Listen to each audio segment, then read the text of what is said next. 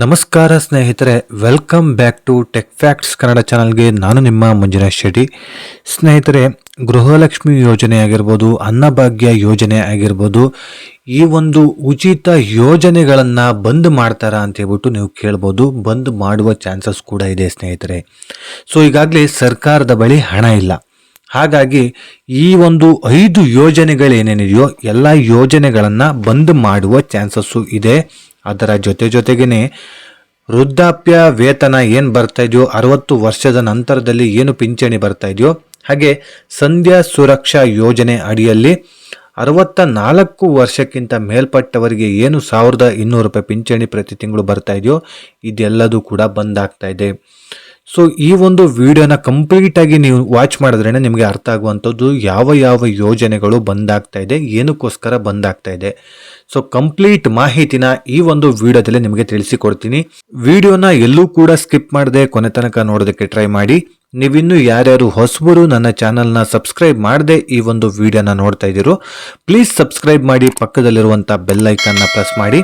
ಸ್ನೇಹಿತರೆ, ನೀವು ಸಬ್ಸ್ಕ್ರೈಬ್ ಮಾಡಿ ನನಗೆ ಸಪೋರ್ಟ್ ಮಾಡೋದ್ರಿಂದ ಇದೇ ರೀತಿಯಾದಂಥ ಒಳ್ಳೊಳ್ಳೆ ಕಂಟೆಂಟ್ ಇರುವಂಥ ವಿಡಿಯೋಗಳನ್ನು ನಿಮ್ಮ ಮುಂದೆ ತರಲಿಕ್ಕೆ ನನಗೆ ಪ್ರೋತ್ಸಾಹ ಸಿಗುತ್ತೆ ಅಂತ ಹೇಳ್ತಾ ಈ ಒಂದು ವಿಡಿಯೋನ ಶುರು ಮಾಡೋಣ ಬನ್ನಿ.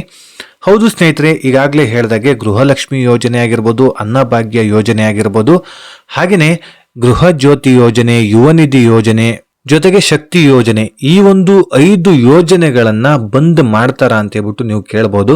ಸ್ನೇಹಿತರೆ, ಈ 5 ಯೋಜನೆಗಳನ್ನ ಬಂದ್ ಮಾಡೋದರ ಕುರಿತು ಈಗಾಗಲೇ ಚಿಂತನೆ ನಡೆಸಿದರೆ ಸರ್ಕಾರ ಈಗಾಗಲೇ ಚಿಂತನೆ ನಡೆಸಿದೆ. ಆದ್ರೆ ಬಂದ್ ಮಾಡಿದ್ರೆ ದೊಡ್ಡ ಸಮಸ್ಯೆಗಳಾಗತ್ತೆ. ಸೊ ಏನಕ್ಕೋಸ್ಕರ ಬಂದ್ ಮಾಡ್ತಾ ಇದ್ದಾರೆ ಅಂತ ಹೇಳಿದ್ರೆ, ಮೊದಲನೇದಾಗಿ ಸರ್ಕಾರದ ಬಳಿ ಹಣ ಇಲ್ಲ. ಸರ್ಕಾರ ಈಗಾಗಲೇ ಲಾಸ್ ಅಲ್ಲಿ ನಡೀತಾ ಇದೆ ಸ್ನೇಹಿತರೆ. ಯಾವುದೇ ಹೊಸ ಯೋಜನೆಗಳು ಆಗಿರ್ಬೋದು, ಕಾಮಗಾರಿ ಆಗಿರ್ಬೋದು, ಅದಕ್ಕೆ ದುಡ್ಡನ್ನ ಹೊಂದಿಸೋದಕ್ಕೆ ಸರ್ಕಾರದ ಬಳಿ ಈಗಾಗಲೇ ದುಡ್ಡಿಲ್ಲ.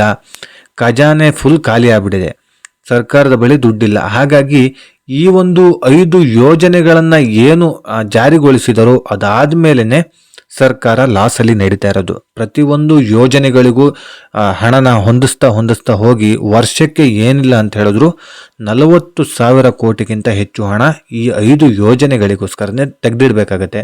ಹಾಗಾಗಿ ಹೊಸ ಅಭಿವೃದ್ಧಿ ಕಾರ್ಯಗಳಿಗೆ ಸರ್ಕಾರದ ಬಳಿ ಈಗಾಗಲೇ ಹಣ ಇಲ್ಲ, ಖಜಾನೆ ಫುಲ್ ಖಾಲಿ ಆಗ್ಬಿಟ್ಟಿದೆ. ಹಾಗಾಗಿ ಸ್ನೇಹಿತರೆ, ಈ 5 ಯೋಜನೆಗಳನ್ನ ಬಂದ್ ಮಾಡೋದರ ಕುರಿತು ಈಗಾಗಲೇ ಚಿಂತನೆ ನಡೆದಿದೆ. ಆದರೆ ಇದನ್ನ ಬಂದ್ ಮಾಡ್ತಾರಾ ಅಂತ ನೀವು ಕೇಳೋದಾದ್ರೆ, ಖಂಡಿತವಾಗ್ಲೂ ಬಂದ್ ಮಾಡುವ ಚಾನ್ಸಸ್ಸು ಕಡಿಮೆ ಇದೆ. ಯಾಕಂದ್ರೆ ಸ್ನೇಹಿತರೆ, ಈಗಾಗಲೇ ವೋಟ್ ಹಾಕಿರೋದೇ ಈ 5 ಯೋಜನೆಗಳನ್ನ ನಾವು ಜಾರಿಗೊಳಿಸ್ತೀವಿ. 5 ಯೋಜನೆಗಳನ್ನ 5 ವರ್ಷಗಳ ಕಾಲ ಎಲ್ರಿಗೂ ಕೂಡ ಹಣ ಬರುತ್ತೆ ಅಂತ ಹೇಳಿದ್ದಕ್ಕೇನೆ ಎಲ್ರಿಗೂ ಕೂಡ ವೋಟ್ ಹಾಕಿದ್ರಿ. ಆದ್ರೆ ಈಗ ಮಧ್ಯದಲ್ಲೇ 2 ವರ್ಷದಲ್ಲೇ ನೀವೇನಾದ್ರೂ ಯೋಜನೆಗಳನ್ನ ಬಂದ್ ಮಾಡಿದ್ರೆ ಖಂಡಿತವಾಗ್ಲೂ ಮುಂದಿನ ಎಲೆಕ್ಷನ್ ಅಲ್ಲಿ ಯಾರು ಕೂಡ ವೋಟ್ ಹಾಕೋದಿಲ್ಲ, ಜನಗಳು ಕೂಡ ನಂಬೋದಿಲ್ಲ. ಹಾಗಾಗಿ ಬೇರೆ ಏನ್ ಪ್ಲಾನ್ ಮಾಡ್ಬೋದು ಅಂತ ಸರ್ಕಾರ ಚಿಂತನೆ ನಡೆಸ್ತಾ ಅದರ ಮಧ್ಯದಲ್ಲೇ ಸಿಕ್ಕಿರುವಂಥದ್ದು ಈಗ ವೃದ್ಧಾಪ್ಯ ವೇತನ ಜೊತೆಗೆ ಸಂಧ್ಯಾ ಸುರಕ್ಷಾ ಯೋಜನೆ.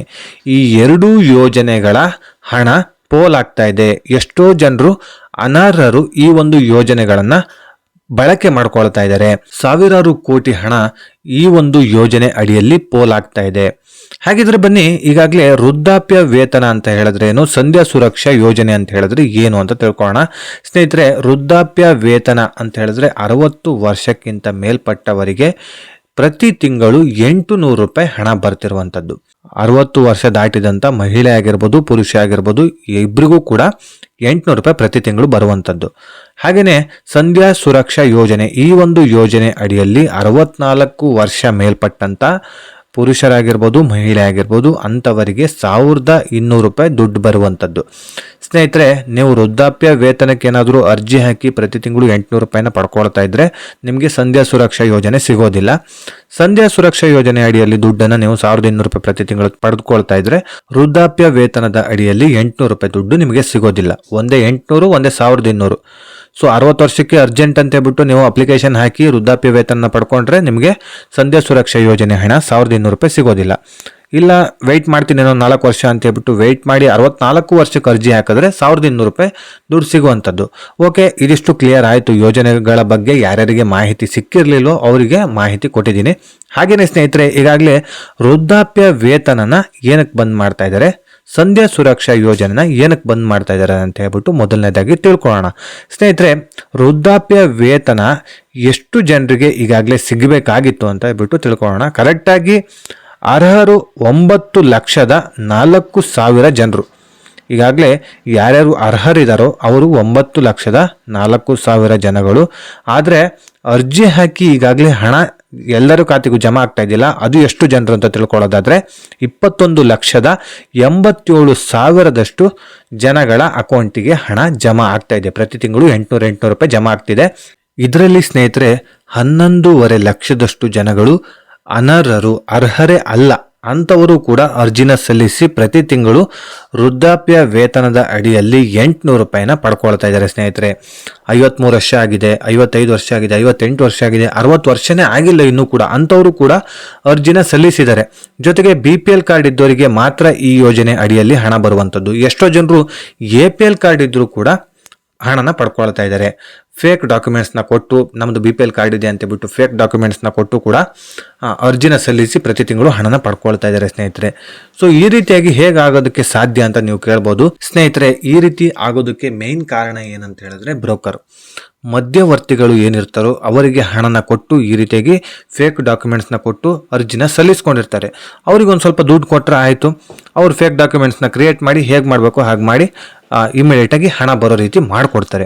ಸರ್ಕಾರಕ್ಕೂ ಕೂಡ ಪಂಗನಾಮ ಮಾಡಿದ್ದಾರೆ. ಈ ರೀತಿಯಾಗಿ 11.5 ಲಕ್ಷ ಬರೀ ವೃದ್ಧಾಪ್ಯ ವೇತನದಲ್ಲೇ ಅನರ್ಹರು ಇರೋದು ಸ್ನೇಹಿತರೆ. ಹಾಗೆಯೇ ಸ್ನೇಹಿತರೆ, ಸಂಧ್ಯಾ ಸುರಕ್ಷಾ ಯೋಜನೆ ಅಡಿಯಲ್ಲಿ 14,15,000 ಅರ್ಹರು ಇದ್ದಾರೆ.